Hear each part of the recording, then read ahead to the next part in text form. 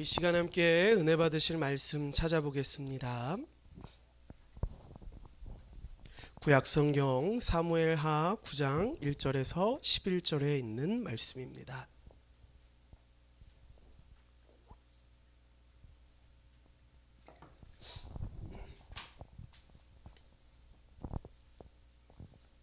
사무엘하 9장 1절에서 11절에 있는 말씀, 우리 스크린에 나와 있는 말씀 보시면서 제가 읽어드리겠습니다.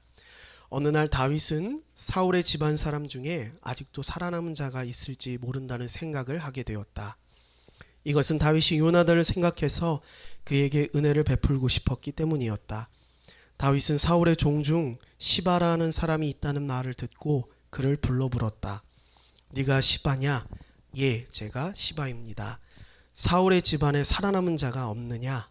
내가 그에게 은혜를 베풀고 싶다. 요나단의 절룩발이 아들 하나가 있습니다. 그가 어디 있느냐? 로데발에 있는 암미엘의 아들 마길의 집에 있습니다.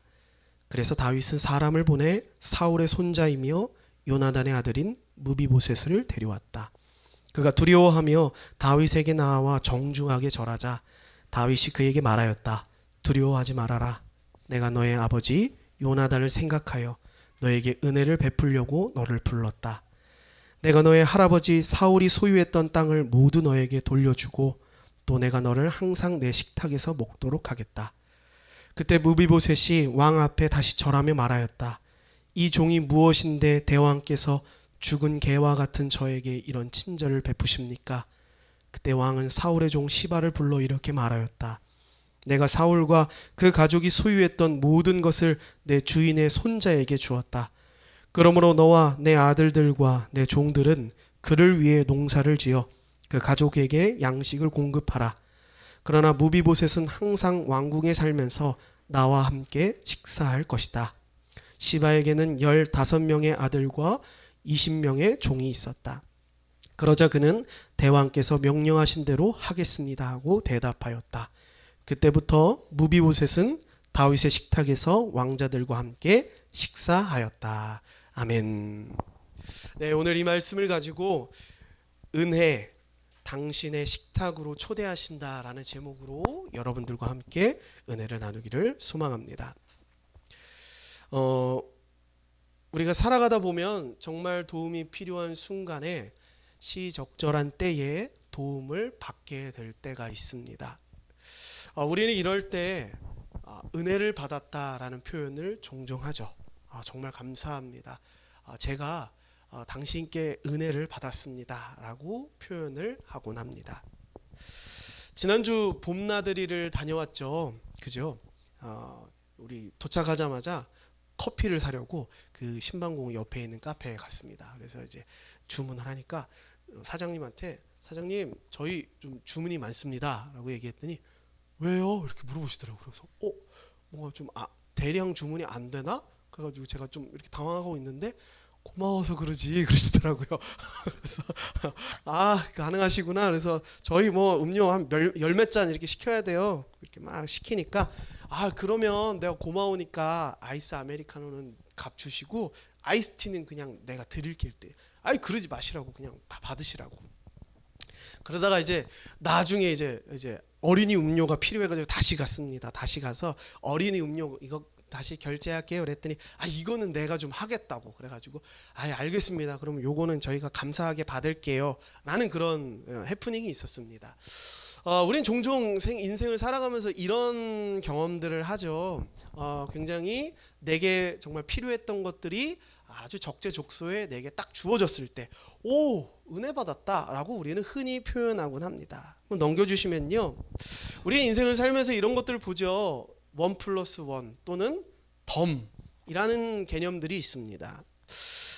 우리는 이런 것들을 받을 때 하나를 샀는데 하나를 더 주거나 어떤 걸로 샀는데 거기에 덤을 얹어서 주어졌을 때 우리는 굉장히 만족감을 느끼고요, 행복함을 느낍니다. 그리고요, 거기서 더 넘어가 우리 크리스찬들은 여기에 어떤 생각까지 하게 되냐면요, 난 은혜 받았다 라고 생각합니다. 하지만 저는 여기서 좀 곰곰이 생각해 보았으면 좋겠습니다. 여러분, 1+1이나 덤으로 얹어서 받는 것, 또는 제가 봄 나들이에 가서 어린이 음료를 공짜로 받게 된 것은요, 제가 그에 합당한 값을 치렀기 때문에 주어진 것입니다. 1+1이 되려면요, 우리 편의점에 우리 매니저를 하고 있는 우리 청년도 계시지만, 그죠? 하나를 사야 그 하나를 주는 겁니다. 이에 정당한, 아마 그 계산을 돌려보면 그 수지 타산이 또 나올 거예요. 그죠? 이 1+1을 하는 이유가 여러분들한테 하나를 더 주고 싶어서 대기업이 그러는 것이 아니라, 이것 또한 정당한 값을 주고 소비자들에게 물건을 팔기 위한 소비의 전략이다라고 하는 것이죠. 판매 전략이다 하는 것이죠. 즉, 내가 그에 합당한 값을 지불했을 때 우리에게 주어지는 1+1의 원 또는 덤, 그리고 대량 주문했던 그 커피에 덤으로 얹어왔던 어린이 음료, 이런 것들은 내가 어떤 대가를 지불했기 때문에 저에게 주어졌던 것이다 라는 것입니다. 근데 우리는 이런 것들을 종종 은혜라고 오해한다라고 하는 것이지요. 여러분, 내가 열심히 노력해서 얻은 결과에 +1이 되고요, 덤으로 주어지는 것, 이것은요 참 감사한 일입니다. 하지만 우리가 이것을 하나님의 은혜가 마치 이런 것이다 라고 이해한다면 그것은 하나님의 은혜를 오해하고 있다라고 하는 것입니다. 내게 주어진 것, 시적절하게 내게 주어지는 것들에 대해서 하나님 참 감사합니다, 나는 그런 의미에서 은혜를 받았습니다 라고 하는 것은 옳은 표현이겠지만, 하나님께서 우리에게 주신 은혜가 마치 덤을 얹어서 주거나 1+1에 1을 얹어서 주는 것으로 이해한다면 그것은 하나님의 은혜를 대단히 오해하고 있는 것이다 라는 것입니다. 본문을 통해서 이걸 좀 여러분들에게 설명드리고 싶어요. 본문에서 다윗은요, 사울의 가족 중에 살아남은 자를 찾습니다. 왜 이 일을 하냐면요, 그가 요나단과 한 약속이 있었기 때문이에요. 요나단이라 함은 사울의 아들을 얘기합니다. 이 요나단은요, 다윗과 정말 의형제와 같은 끈끈한 사이였습니다. 그 둘 사이에 엄청난 약속이 있었죠. 이 약속을 다윗은 잊지 않았고요, 사울의 가족 중에 살아남은 자가 있는지 찾습니다. 왜냐? 그에게 은혜를 베풀기 위해서. 우리는요, 이 지점에서 이 은혜, 오늘 본문의 앞절에도 나와 있는 은혜를 베풀기 위해서 찾고 있다라고 하는 이 은혜를요, 우리는 뭐로 일반적으로 해석하느냐? 호의로 우리는 해석합니다. 마치 1+1에서 하나를 더 얹어주는 거, 덤을 얹어주는 거, 내가 필요한 것을 공짜로 더 얹어주는 호의쯤으로 우리는 생각한다라고 하는 것이죠.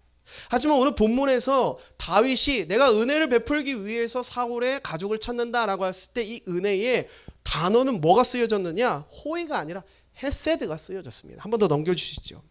헤세드는 뭘 얘기하냐면요, 언약의 사랑, 즉 하나님께서 당신의 백성들과 체결한 약속 안에서 베푸시는 사랑과 은혜를 헤세드라고 표현한다는 것이죠. 오늘 이 본문에 쓰여진 은혜라는 단어는요, 호의라는 단어가 쓰인 게 아니라 헤세드라는 단어가 쓰였습니다. 즉 오늘날 우리가 세상을 살아가면서 하나님의 은혜입니다라고 고백하는 것들은 호의가 아니라 헤세드가 바로 우리가 고백해야 될 하나님의 은혜다라고 하는 것입니다. 이 본문을 통해서 여러분들과 함께 이 이야기를 좀 재미있게 풀어가며 함께 은혜를 나누길 소망합니다. 먼저 은혜는 자격이 없는 자를 찾아간다라고 하는 것입니다. 먼저 무비보셋의 입장에서 이 사건을 한번 볼게요. 본문에 등장하는 이 무비보셋은요, 요나단의 아들입니다. 즉 요나단의 아들이었다. 넘겨주시면요, 요나단의 아들이었다라고 하는 것은 어떤 의미입니까? 사울 왕족, 즉 몰락한 왕족의 가족이다라고 하는 것입니다. 사울은 어떤 왕이었습니까? 하나님께서 처음에는 정말 선한 왕으로 세우셨죠. 근데 갈수록 마음의 두려움과 미움이 휩싸이기 시작했고요, 결국 그의 비참한 최후를 맞이하고요, 죽음을 당하게 된 그런 몰락한 왕족의 왕이었습니다. 사울의 왕권을 이어받은 사람이 누구였느냐? 다윗이었죠. 여러분, 우리 조선의 어떤 역사도 그렇고요, 전 세계에 있는 어떤 왕조가 들어서도 지금 현대에도 그렇습니다. 어떤 정권이 들어서든지 어떤 왕조가 들어서든지 가장 첫 번째로 하는 게 뭘까요? 숙청입니다. 숙청. 내 반대편에 있는 사람들을 쳐내는 게 가장 첫 번째 일이에요.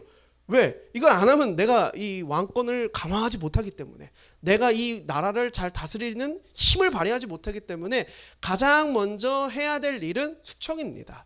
자, 다윗이 왕이 되었어요. 그러면 가장 먼저 해야 될 일이 뭘까요? 사울의 가족들을 다 죽이는 겁니다. 근데 참 이 다윗은요, 참 우리에게 주는 교훈과 배울 점들이 참 많은 것 같습니다. 다윗은 하나님이 세운 그 왕의 가족들도 자기의 손으로 죽이려 하지 않습니다. 근데 그 측근들이, 그 다윗 말고요, 그 사울 왕 가족의 측근들이 그 아들들을 막 죽여서 데려오고 가져오고 시신을 가져오고 막 이런 일들이 벌어집니다. 다윗은 그렇게 적극적으로 움직이지 않았지만 새로운 왕권이 들어서자 그 사울의 가족들은 불명예스러운 죽음을 맞이하고요, 그 몰락한 왕의 가족으로 점점 그렇게 쇠퇴하게 됩니다. 근데 그 중에 누가 살아남았습니까? 무비보셋이 살아났어요. 살아남아 있습니다. 이거 되게 의문스러운 일 아닙니까? 원래는 다 죽여야 됩니다. 3대를 멸해버리는 게 우리나라의 그것 관습 중에도 하나였지만, 왕권을 잡았으면 그 가족의 아예 씨를 말려버리는 것이 내 왕권을 강화하는데 똑똑한 일을 하는 겁니다. 근데요, 다 죽었습니다. 다 죽었는데 한 명이 남았어요. 무비보셋. 그것도 사울의 손자, 직계 계통이 남아 있습니다. 도대체 이 사람은 어떻게 살아남을 수 있었을까요? 성경은 이렇게 얘기합니다. 그는 절뚝발이었다라고 얘기합니다. 사무엘하 4장 4절을 보면요, 블레셋과의 전쟁에서 사울과 요나단이 전사하게 됩니다.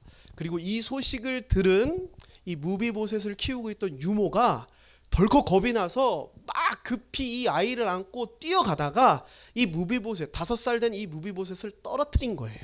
그래서 그때부터 이 두 다리를 쓸 수 없는, 혼자서는 거동을 할 수 없을 정도로 심각한 장애를 갖게 되었다라고 하는 것입니다. 무비보셋은요, 죽이지 않아도 한 명분도 할 수 없는 그런 사람입니다.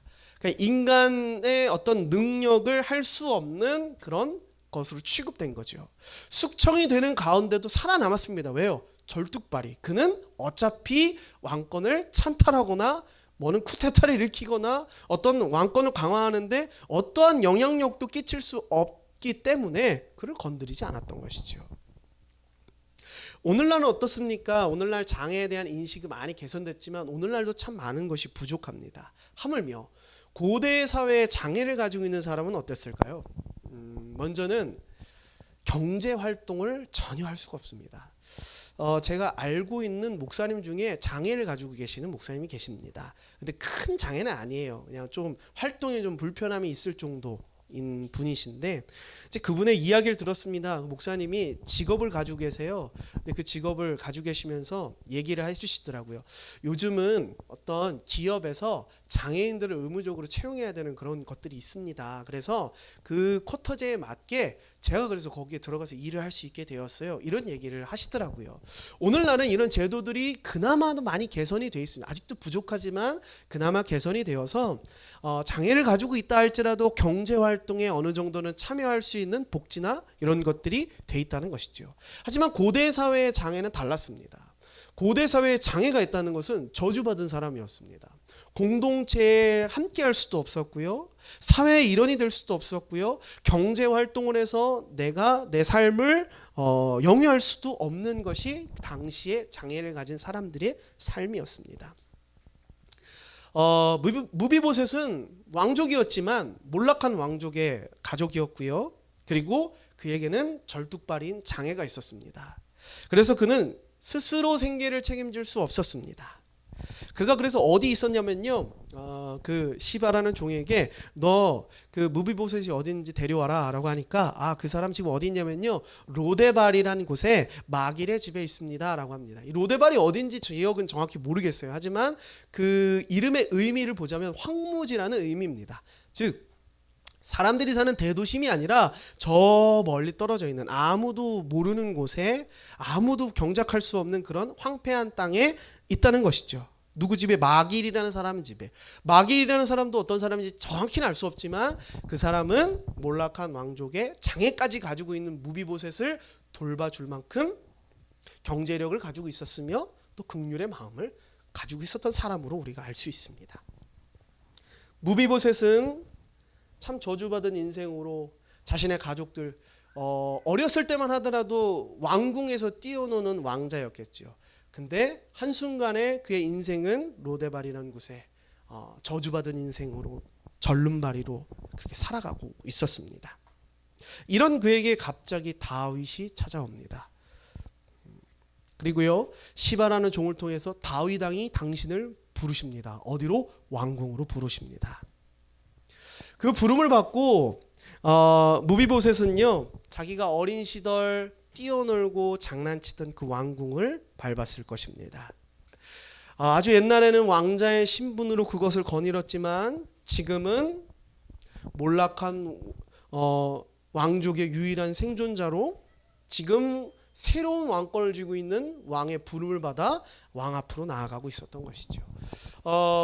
본문에도 얘기하고 있다시피 무비보셋은 굉장히 두려워 떨고 있었습니다. 왜 그랬을까요?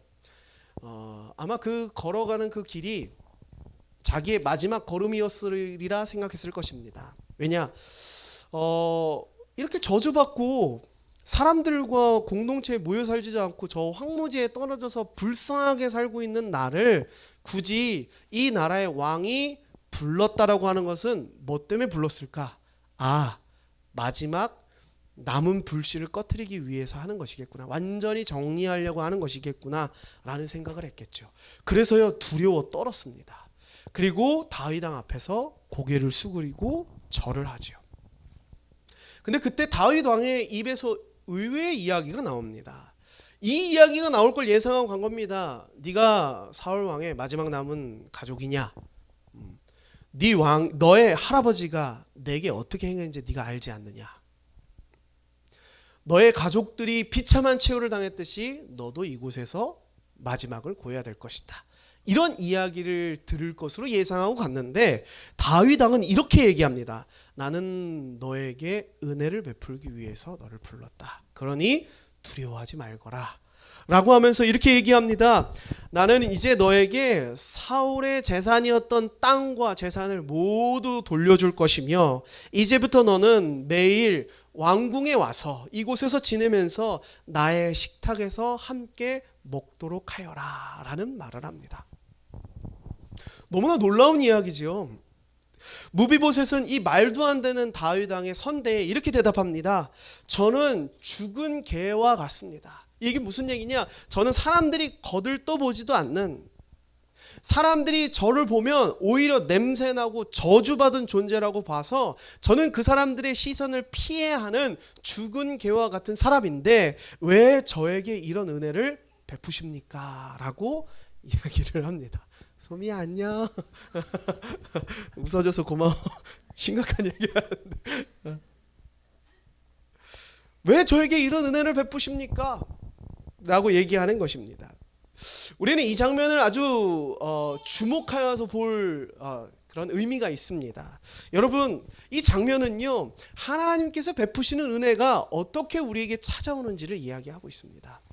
여러분, 하나님의 은혜는 우리가 어떤 열심을 다하고 노력을 했을 때 덤으로 얹어주시는 호의가 아니라고 하는 것입니다. 마치 무비보셋이 죽은 개와 같이 저주받아서 그리고 어떤 것도 할 수 없는 그 황무지에 살아가고 있는 그때에 마치 다윗 왕이 그를 불러 왕궁의 식탁으로 초대한 것처럼 하나님의 은혜 또한 우리가 아직 죄인이었을 때 우리를 찾아와 우리를 부르시는 것이 바로 헤세드의 은혜다라고 하는 것입니다.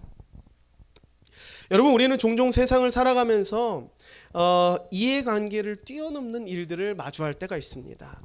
저는 한 목사님께 이런 이야기를 들었습니다. 그분의 간증이에요. 한 대학교 게시판에 이런 공고문이 떴답니다. 땡땡땡 학생 등록금을 이날까지 제출하지 않으면 등록이 취소됩니다 라는 공지가 떴다는 겁니다. 한 청년이 이 목사님 교회를 다니고 있는 청년이 그 게시를 본 거예요. 그리고 그 땡땡땡이라는 친구가 자기의 친구였습니다. 그래서요 목사님에게 와서 이런 이야기를 했답니다. 목사님, 제 친한 친구가 있는데요, 그 친구가 좀 집이 사정이 좀 어려워가지고 이번에 등록금을 못 낸 것 같아요. 그래서 이제 며칠이 지나면 등록이 취소된대요. 뭐 어떻게 해야 될까요? 참 안타깝네요. 이렇게 그냥 얘기를 한 거예요. 근데 목사님이 그 얘기를 듣는 순간 마음에 감동이 되기 시작했습니다. 그래서 교회 임원들을 소집했어요. 그리고 임원들에게 이러한 학생이 있답니다. 우리 이 학생의 등록금을 대줍시다. 그래서요 그렇게 하기로 결정을 해서 등록금을 대주었다고 합니다. 자, 여기까지만 들으면 어머 그럴 수 있지, 교회가 그런 긍휼 사역을 하고 좋은 일을 하는 거, 재정을 그렇게 쓰는 거 그럴 수 있지라고 하는데요. 이분의 이야기에 참 놀라웠던 것이 있습니다.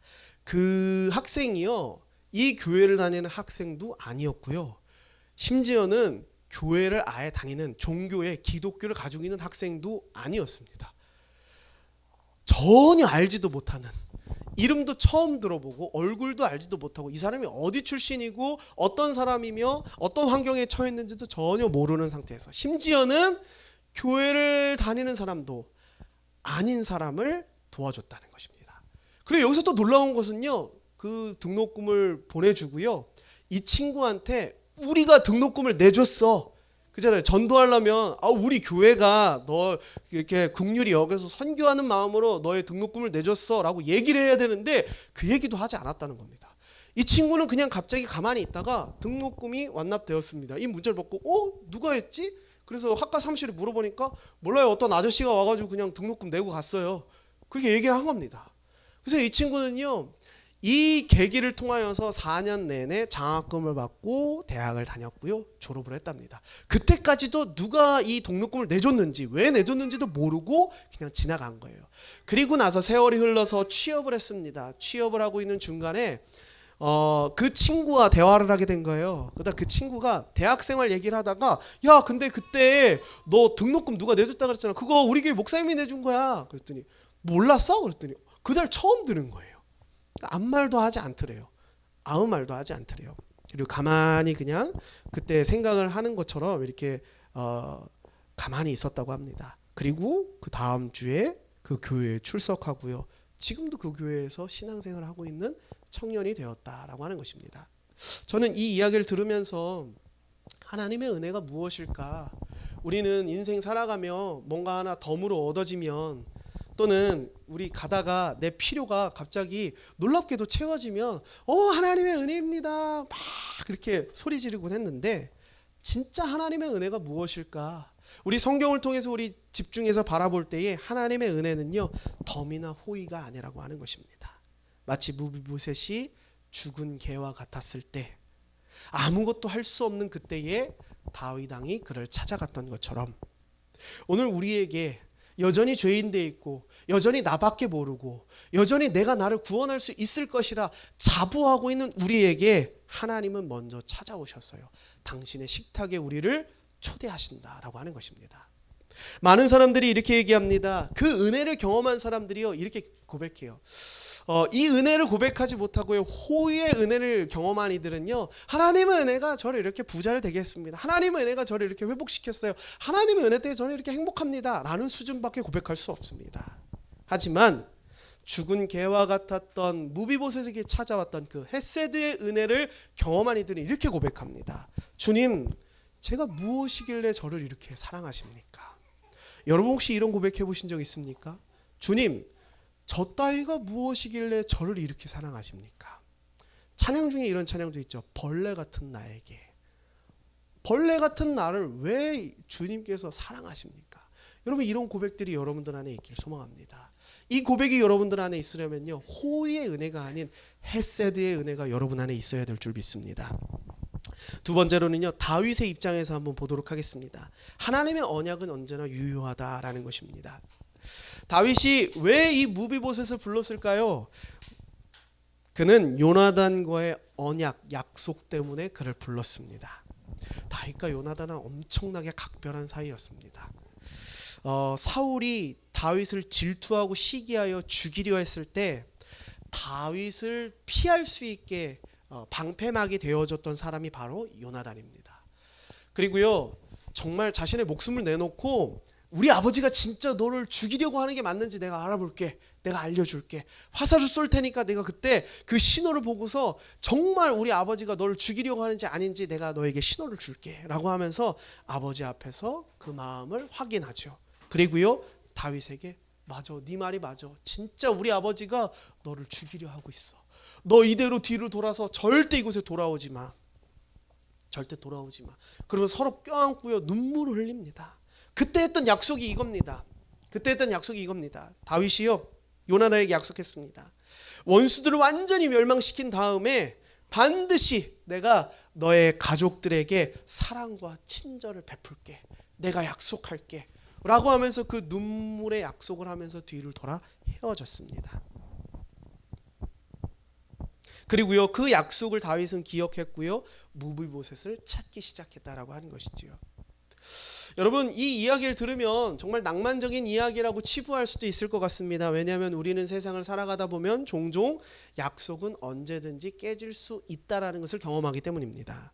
예를 들면 그런 것이죠. 전세금을 절대 올리지 않기로 약속한 집주인이 전세금을 갑자기 올려버린다든지, 또는 결혼할 때 내가 당신 손에 물 한 방울 안 묻힐게 라고 하면서 했지만 지금도 물에 손을 묻히고 설거지를 하고 있는 모습을 볼 때. 한번 넘겨주시죠. 남산타워를 여러분 가보셨는지 모르겠습니다. 한번 더 넘겨주시죠. 남산타워 가면 이런 게 있어요. 그 관광지 가면 꼭 이렇게 우리 사랑 영원해, 우리 우정 변치 않아 이러면서 쫙 합니다. 여러분, 이거 달면 그 우리 사랑 영원합니까? 우리 우정 변치 않나요? 아마 여기 있는 자물쇠, 이거 옛날 사진인데 이 자물쇠 중 80%는 깨지지 않았을까 우리 생각해 볼 수 있습니다. 여러분, 우리는 종종 사람과 사람 간의 약속이 얼마든지 깨질 수 있다라고 하는 것을 경험합니다. 그래서요, 하나님과의 약속도 그렇지 않을까라고 쉽게 판단해 버린다라고 하는 것입니다.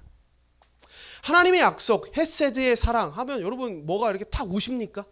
별로 안 오죠. 왜냐하면 여러분은 살면서 평생 경험했던 게 뭡니까? 약속이 쉽게 깨질 수 있다는 걸 경험해 왔기 때문에 하나님의 약속도 언제든지 깨질 수 있지 않을까? 그거 별로 그렇게 중요하지 않은 거 아니야? 라는 판단들이 우리 안에 쉽게 내어진다라고 하는 것입니다. 하지만 성경은 이야기합니다. 하나님의 약속, 즉 언약은 신실하다라고 얘기합니다. 한번 넘겨주시죠.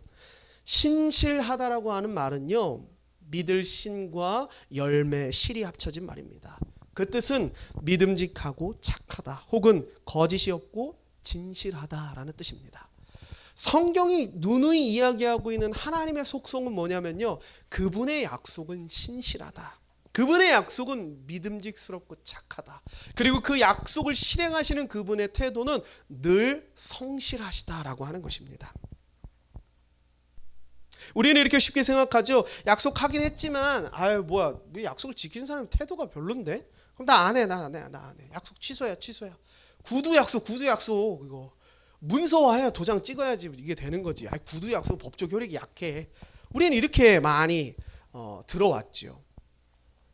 여러분, 하나님의 언약은 우리가 경험했던 사람과 사람과의 약속과는 다릅니다.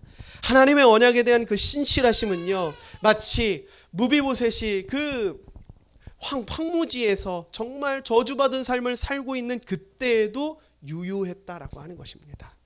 그가 왕족도 재산도 심지어는 멀쩡한 몸도 아무것도 없을 때에도 하나님의 언약은 그에게 유효했다라고 하는 것입니다. 그 하나님의 신실하신 언약은요, 오늘날 지금 여러분들에게도 유효하다라고 하는 것입니다. 여러분 지금 어디에 서 계십니까? 혹시 여러분도 황무지에 계신 분이 계십니까? 혹시 여러분들도 여기에 영적인 절름발이인 상태이신 분들이 계십니까? 그래서요, 오늘 교회에 나오는 것도요, 마치 죄책감에 정죄함에 눌려서 나 같은 놈이 교회에 나와도 될까? 나같이 이렇게 죄를 저지른 사람이 예배를 드려도 되는 것인가? 나와 같은 사람이 하나님을 입에 오르내릴 수 있는 것인가? 라는 생각을 하고 이 자리에 오셨는지도 모르겠습니다. 여러분, 하나님의 언약의 신실함은요, 무비보셋을 부르셨습니다. 오늘 여러분들이 어떠한 최악의 상황과 어떠한 영적인 갈급함, 메마름 상태에 빠져 있다 할지라도 하나님의 약속은 유효하다라고 하는 것입니다.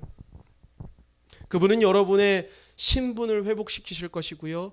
여러분의 재산을 회복시키실 것이고요. 그의 가족으로 맞아주시는 식탁에 초대하여 주실 것입니다. 말씀을 마무리하려고 합니다. 무비보셋을 다윗이 불렀습니다. 그 부른 것은요, 뭐 때문이었느냐? 호의를 베풀기 위함이 아니라 언약에 대한 신실한 사랑인 헤세드의 은혜를 베풀기 위해서였습니다. 무비보셋은 이제 왕의 부름으로 이 자리에 나와왔습니다. 그리고요, 아주 놀라운 제안을 받죠. 이제부터 너는 매일매일 나의 가족들과 최측근의 신하들과 이 왕의 식탁에서 식사를 하게 될 것이다. 여러분, 식사의 자리에서 우리는 뭘 합니까? 아주 친밀한 교제를 하죠. 밥만 먹지 않아요. 그곳에서 시시콜콜한 이야기들도 하고요. 어떤 생각을 가지고 있는지 이야기도 합니다. 그래서 기독교 공동체에 있어서 가장 중요한 것 중에 하나가, 저희 교회도 가장 중요한 포인트라고 생각하는 것 중 하나가 바로 공동체입니다. 교제인 것이죠. 애찬인 것입니다. 초대교회에서도요, 지체 높으신 귀족의 부인들도요, 그런 분들도 오셔서 함께 노예들과 식사했습니다. 그것이 바로 초대교회의 놀라운 능력이었다라고 하는 것이죠.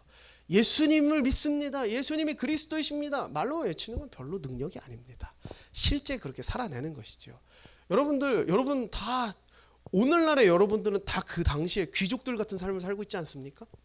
그죠? 여러분 다 핸드폰에 개인 비서들 다 두고 있고, 여러분 먹을 거 풍족하고, 입을 옷들 여러분 10벌 이상 다 되지 않습니까? 그럼 여러분은 그 당시에 귀족과 다를 바 없는 사람입니다. 여러분 지체 높으신 양반들이에요.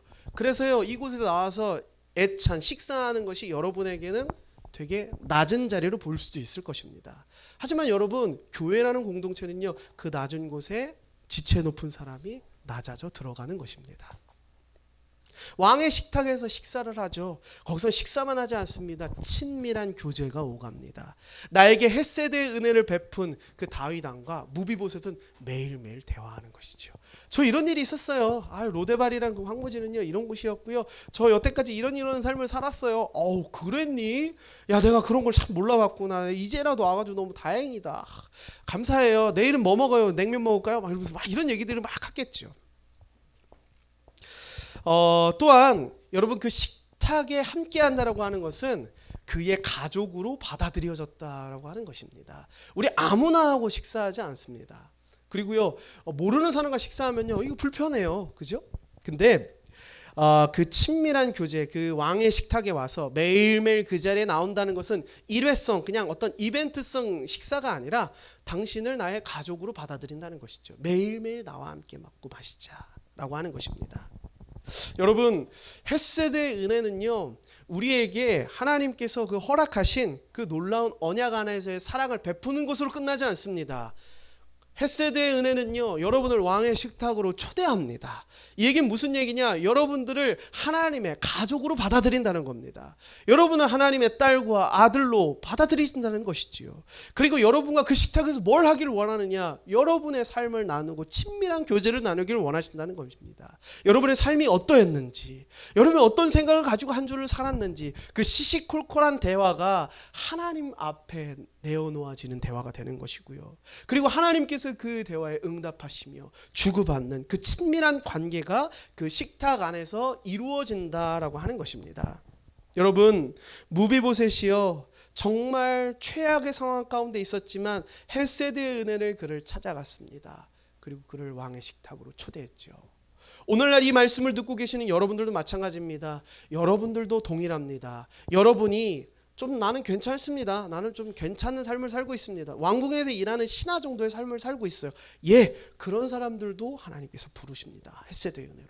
그리고 심지어 무비보셋과 같이 황무지의 장애를 가지고 최악의 상황 가운데 있는 그 가운데도 헤세드의 은혜는 찾아간다라고 하는 것입니다. 여기서 끝나는 것이 아니라 여러분을 식탁으로 초대하는 것이죠. 여러분 가족이 되는 것입니다. 이 은혜가 여러분들 가운데 충만하시길 소망합니다. 이제 여러분 세상에 나아가서 나 은혜 받았습니다 라는 호의를 받았을 때 은혜 받았습니다 라고 하는 말을 하지 말라는 것이 아닙니다. 그것도 하세요. 감사합니다 라는 표현도 하십시오. 하지만 내게 베푸신 하나님의 은혜가 그 정도 수준이라고 낮게 평가하지 마십시오. 하나님께서 베푸신 은혜는 헤세드의 은혜입니다. 우리의 이해와 우리의 어떤 생각과 그것을 뛰어넘는 놀라운 은혜와 사랑이 그 헤세드의 은혜 안에 있다라고 하는 것을 기억하시며 그 은혜를 붙잡으실 수 있는 저와 여러분들이 되시기를 주님의 이름으로 소망합니다. 우리 이 시간